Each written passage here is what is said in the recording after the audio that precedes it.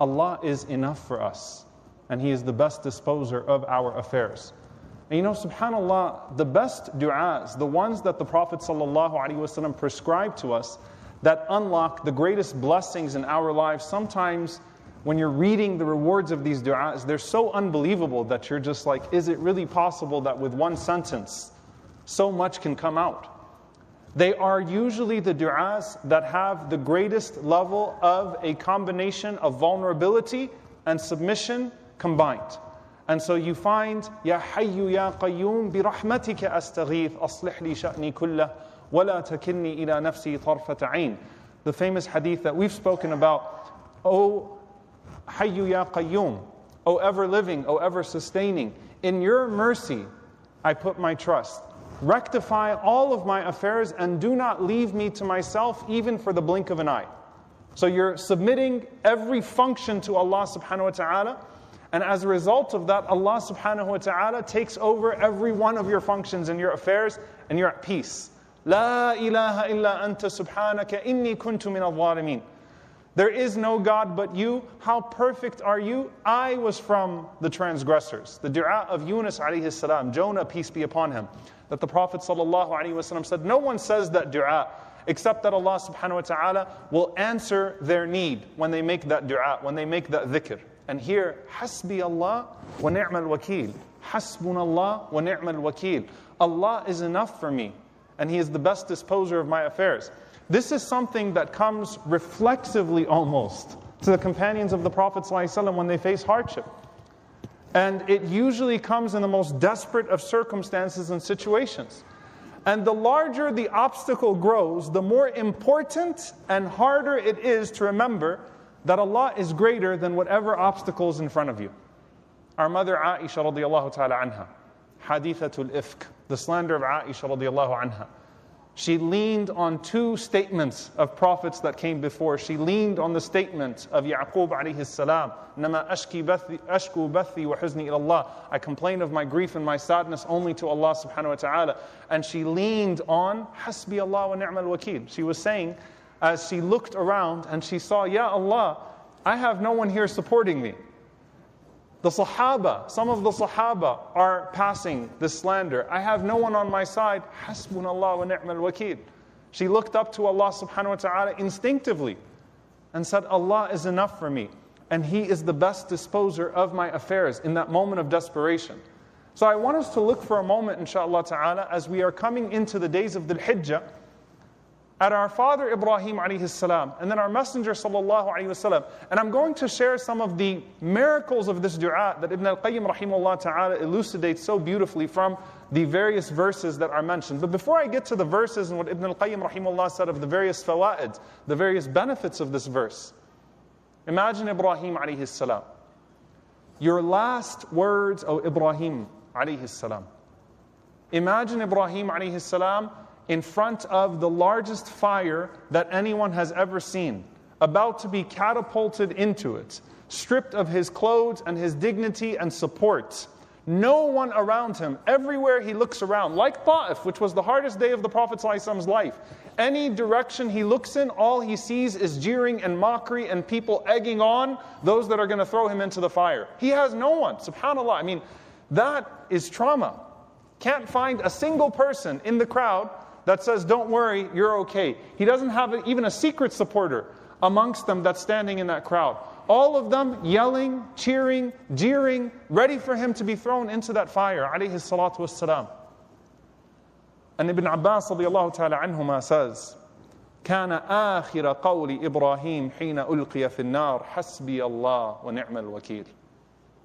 The last words of Ibrahim alayhi salam as he was mid-air going into the fire. Hasbi Allah wa ni'mal wakil. Allah is enough for me and He's the best disposer of my affairs. As far as Ibrahim alayhi salam is concerned, this might be his last words, period. This might be the last phrase that he ever gets to say, because he's being thrown into a fire. He is not privy to the plans that are to come. The angels are coming to him, as we find in the narrations in tafsir. Jibreel alayhi salam, do you need help? Amma ilayk fala. If it's from you, no. other angels trying to think how they can support, the creation of Allah subhanahu wa ta'ala wanting to support him because they know this Khalil of Allah, this best friend of God is about to be thrown into the fire and killed so unjustly. Ibrahim alayhi salam says, Hasbi Allah wa ni'mal wakil. These were his last words as he was being cast into the fire, as Ibn Abbas radiyallahu anhuma narrates in Sahih al-Bukhari. He also says, radiyallahu ta'ala anhuma, that Hasbi Allah wa ni'mal wakil. The last words that Ibrahim alayhi salam said when he was thrown into the fire. And it was said by Muhammad sallallahu alayhi wasallam and his companions when the hypocrites said to them, Inna nasa qad jama'u lakum. That verily your opponents have gathered an impossible army. When does this happen? After Uhud, when they're still bleeding, when they're burying the largest amount of mass casualties in the community that they have seen, and the hypocrites are loving this. They want to see a crack in the confidence of the Muslims. They want to see the Prophet ﷺ express a moment of confusion, a lack of clarity, a lack of purpose. They want to see him crumble, sallallahu alaihi wasallam. They want to see the companions crumble. And Abu Sufyan, after Uhud, gathered an even larger army. They smelled blood. They smelled blood. Literally, they smelled blood. And so after Uhud, when the Muslims were wounded, they planned a second attack. And they gathered that army to attack right after. And the hypocrites came to the Muslims and said, Inna nasa qad jama'u lakum. You thought Uhud was bad. You thought Uhud was bad. Watch what happens to you now. You should see the army that is waiting to cut you into pieces. And Allah Azza wa Jalla says, Inna nasa qad jama'u lakum. That the hypocrites said that verily the people have gathered against you. فَخْشَوْهُمْ. Fear them. The hypocrites are even trying to project the emotion that they think you should have. You should fear them. You should be very afraid right now. And Allah Azza wa Jalla says, فَزَادَهُمْ إِيمَانًا. First, the reality on the inside, their faith in Allah was only increased. As much as they were told to fear people, they increased in their fear of Allah subhanahu wa ta'ala. As much as they were told to give up because the people were going to overwhelm them, the more that their trust in Allah subhanahu wa ta'ala grew. So their iman increased. وَقَالُوا حَسْبُنَ اللَّهُ وَنِعْمَ الْوَكِيلُ. The Prophet ﷺ and the companions said, حَسْبُنَ اللَّهُ وَنِعْمَ الْوَكِيلُ. This is what they have been taught to say. Allah is enough for us, and He is the best disposer of our affairs. Imam Malik rahimahullah ta'ala actually had a ring in which he had Hasbunallah wa ni'mal wakil inscribed on it. And they asked Imam Malik rahimahullah ta'ala why out of all the phrases he chose to inscribe on his ring, he put Hasbunallah wa ni'mal wakil. He said because immediately after that verse, Allah subhanahu wa ta'ala says, فَانْقَلَبُوا بِنِعْمَةٍ مِّنَ اللَّهِ وَفَضْلٍ لَمْ يَمْسَسْهُمْ سُوءٍ وَاتَّبَعُوا رِضْوَانَ اللَّهِ وَاللَّهُ ذُو فَضْلٍ عَظِيمٍ. That they returned with the favor of Allah and with His bounty, no harm had touched them. And they pursued the pleasure of Allah, and Allah is indeed the bestower of great bounty. So what came after it was miracle after miracle after miracle, was the mercy and grace of Allah. Meaning, if a person gets to that point, if they respond with Hasbunallah wa ni'mal wakil, everything opens up after that. And subhanAllah, you look at this verse and you look at these words. Hasbunallah, I need no one else, I have Allah. Ni'mal wakil, I choose His planning. He's the best disposer of my affairs. I choose His planning over even my own planning. I would prefer His planning even over my own planning. And so I'm choosing Allah, Hasbi Allah, over people. Wa ni'mal wakil, and I'm choosing His plans even over my plans when it comes to what is ahead of me. And by the way, as the ulama mentioned, before I go into what Ibn al-Qayyim rahimahullah said, if you look at the verses, the common denominator here, the scholars mention here, is that Allah is not someone you resort to only when no one else is there for you. Allah is someone that you resort to even when everyone else is there for you. Because the trust that Ibrahim alayhi salam had in Allah subhanahu wa ta'ala, decades later, when he's sitting with his 8 children at that point and saying to them, what will you worship after me? And seeing his grandchildren and seeing his offspring worshiping Allah subhanahu wa ta'ala and the fruit of his efforts, the trust that Ibrahim alayhi salam had in Allah at that moment was no less than the trust that he had in Allah subhanahu wa ta'ala at the moment he was being thrown into the fire. And the trust that Muhammad sallallahu alaihi wasallam and submission that Muhammad sallallahu alaihi wasallam had to Allah subhanahu wa ta'ala on the day of Fatih Mecca, on the day of the conquest of Mecca, was no less than the trust that he had in Allah on the day of Uhud, or when he was in the cave and it was only Abu Bakr radiallahu ta'ala anhu. The idea was, La tahzan inna Allah ma'ana, do not grieve, Allah is with us, whether no one is with us or whether everybody is with us. Hasbunallah, Allah is enough. I'm satisfied. I'm okay with Allah being enough. If no one else is left but Allah subhanahu wa ta'ala, hasbi Allah wa ni'mal wakil. And He's the best disposer of my affairs. Not that I have been able to find others and nothing has worked, and so now I'm just going to say, Ya Allah, I failed, so now you dispose of my affairs. No, Ya Allah, even when my planning is perfect, it will only succeed to the extent that you allow it to succeed. Dispose of my affairs, O Allah, as you see fit and as you see best. Imam Ibn al-Qayyim rahimahullah ta'ala then lists some of the miracles of this dua, some of the beautiful benefits of this dua. He says every time, rahimahullah ta'ala, he says every time Allah mentions in the Quran the statement, Hasbunallah wa ni'mal wakil, in some way, Allah is enough for us and He's the best disposer of our affairs, it comes with a combination of jalb al-manfa'a wa daf' al-madarra, wa fi daf' al-madarra. It comes with the bearer of good news, benefit, and doing away with harm. It brings both benefit and it does away with harm. Every time Allah mentions it, He specifies that both of those things come into a person's life as a result of that. So for example, الَّذِينَ قَالَ لَهُمُ النَّاسُ إِنَّ النَّاسَ قَدْ جَمَعُوا لَكُمْ فَاخْشَوْهُمْ فَزَادَهُمْ إِيمَانًا وَقَالُوا حَسْبُنَ اللَّهُ وَنِعْمَ الْوَكِيلُ. The incident of the Prophet ﷺ and the companions, when they responded to the hypocrites and they said, Allah is enough for us, and He's the best disposer of our affairs. فَانْقَلَبُوا بِنِعْمَةٍ مِّنَ اللَّهِ وَفَضْلٍ. They returned back with the blessing of Allah and His grace. Manfa'a, Allah's blessing, Allah's goodness coming to them, the benefit. لَمْ يَمْسَسْهُمْ سُوء. And they will not be harmed. So the removal of harm. The presence of benefit, the removal of harm. Both combined as a result of that. وَاتَّبَعُوا رِضْوَانَ اللَّهِ. And they pursued the pleasure of Allah subhanahu wa ta'ala.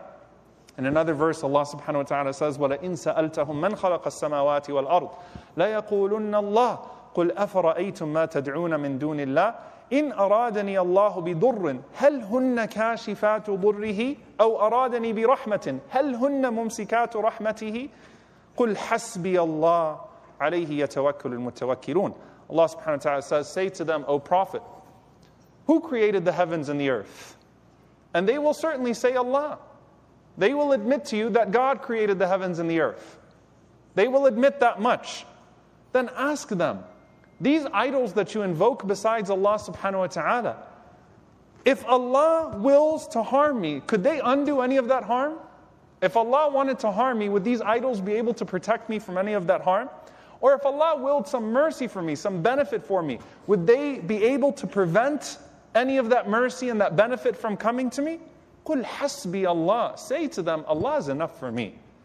And upon Him the faithful put their trust. So scholars mention in this regard, subhanallah, look at Ibrahim alayhi salam when he spoke to his father. لِمَا تَعْبُدُ مَا لَا يَسْمَعُ وَلَا يُبْصِرُ وَلَا يُغْنِي عَنْكَ شَيْئًا. You know, when they say easier said than done, Ibrahim alayhi salam was speaking to his father about who he puts his trust in. He puts his trust in his idols. And Ibrahim alayhi salam was speaking with the authority of a messenger of Allah, of God. Said, these things that you worship besides Allah subhanahu wa ta'ala, why do you worship things that don't hear you or see you or do anything for you? They can't protect themselves. That was the whole foundation of Ibrahim alayhi salam when he challenged them in regards to their idols. Do you think anything changed when Ibrahim alayhi salam was being cast into a fire and they were chanting about their idols? They weren't chanting about their idols, they were really chanting about themselves. And subhanallah, as they were throwing him into the fire, they were parading their idols, and when they were facing the Prophet ﷺ and his companions in Uhud, they were screaming out the names of Allat wal Uzza wa Hubal. They were screaming out the names of their idols. And in both situations, the Prophet, and in the case of Nabiyuna sallallahu alayhi wasallam, those that were with him, the companions, Hasbunallah. Allah is enough for us. Allah is enough for us. And so in this verse, if Allah was going to decree harm for me, would these idols be able to protect me? And if Allah was going to decree mercy for me, would the idols be able to stop that mercy? In aradani Allahu bidur, if they wanted to hurt me, would they be able to do away with the dur? What Ibn al-Qayyim rahimahullah said, this does away with the harm. And if they wanted to benefit me, a manfa'a, if they wanted to bring about any mercy in my life, could they do so? Absolutely not. Finally, dear brothers and sisters, when Allah subhanahu wa ta'ala says, وَمَنْ يَتَّقِ اللَّهَ يَجْعَلْ لَهُ مَخْرَجًا وَيَرْزُقْهُ مِنْ حَيْثُ لَا يَحْتَسِبْ. Whoever is mindful of Allah, Allah will make a way out for them. Meaning, the removal of harm. Allah will make a way out for them, i.e. the removal of harm. وَيَرْزُقْهُ مِنْ حَيْثُ لَا يَحْتَسِبْ. And Allah will provide for them in ways that they would not have even considered before. وَمَنْ يَتَوَكَّلَ عَلَى اللَّهِ فَهُوَ حَسْبُهُ.